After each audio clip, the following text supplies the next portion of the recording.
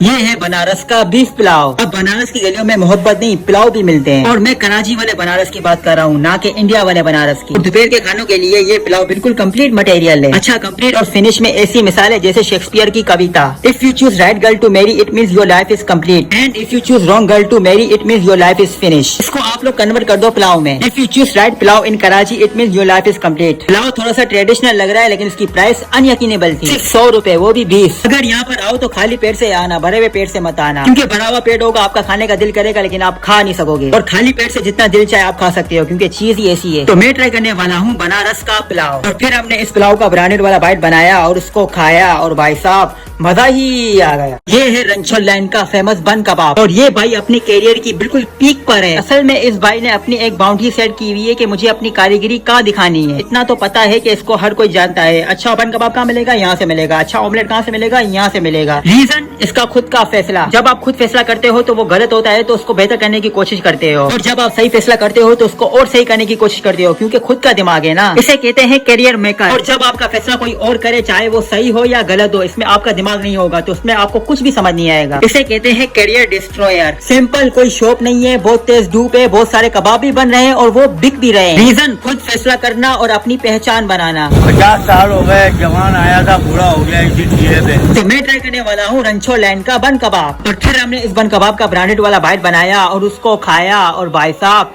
मजा ही आ गया। ये है रंछोड़ लाइन की फेमस हलवा पूरी, उर्फ मुन्ना हलवा पूरी, और सूत्रों की माने तो ये 80 साल पुरानी है। तीसरी पीढ़ी चला रही है। I mean, इन लोगों ने एक लेगेसी क्रिएट कर दी। मतलब इनकी पुश्तों ने जहाँ से काम छोड़ा, इन्होंने वहीं से स्टार्ट किया, और आने वाली जनरेशन यहीं पर बैठेगी। इसको कहते हैं लेगेसी। और दूसरा साइलेंट पावर, और साइकोलॉजी कहती है silent creates mystery, mystery creates respect, respect creates power. ये हो गया साइलेंट पावर, चुपचाप काम करना और आगे बढ़ते जाना। और तीसरा है बिल्डअप। 25 रुपए की प्लेट, ना प्राइस ज्यादा है और ना ही कम है। और सबसे ज्यादा इसके चने थे, जिसका शुरुआत मुझे बहुत अच्छा लगा, जो कि मैंने बहुत टाइम बाद खाया। 1 नंबर घी है हमारा। तो मैं ट्राई करने वाला हूँ रंछोड़ लाइन की हलवा पूरी, और फिर हमने इस पूरी का ब्रांडेड वाला बाइट बनाया और उसको खाया, और भाई साहब मजा ही आ गया। ये है मेमन कचौरी, और मैं इसे सिर्फ कचौरी वाला नहीं कहूँगा, मैं इसे कहूँगा पराठा कचौरी। हमारा खानदानी काम भी यही है। इसका टेस्ट बिल्कुल पराठों वाला, आपको फील होगा कि मैं प्रॉपर नाश्ता खा रहा हूँ। तकरीबन 50 साल पुराना है। कचौरी के साथ चने की चटनी अच्छी लगती है, लेकिन आलू की चटनी एक लेवल ऊपर बढ़ाती है। बहुत दूर दूर से लोग खाने आते हैं, हमारी कचौरी बहुत मशहूर है। कचौरी होती है हैवी मटेरियल, लेकिन इस सिचुएशन में मुझे ऐसा फील हुआ कि मैं कोई नॉर्मल चीज खा रहा हूँ। लॉजिकली पॉसिबल है, क्योंकि 50 साल से एक ही फील्ड पर काम कर रहा है। ये तकरीबन 50 साल पुराना है। क्योंकि एक्सपीरियंस मैटर करता है, और काम में मजा आना चाहिए। काम करते हुए मुझे बहुत मजा आता है। और जब भूख नहीं लग रही हो तो इस भाई को एक बार देख लेना चटनी डालते हुए। अगर क्लिक कर गई तो 4 कचौरी आपके पेट में। तो मैं ट्राई करने वाला हूँ मेमन कचौरी, और फिर हमने इस कचौरी का ब्रांडेड वाला बाइट बनाया और उसको खाया, और भाई साहब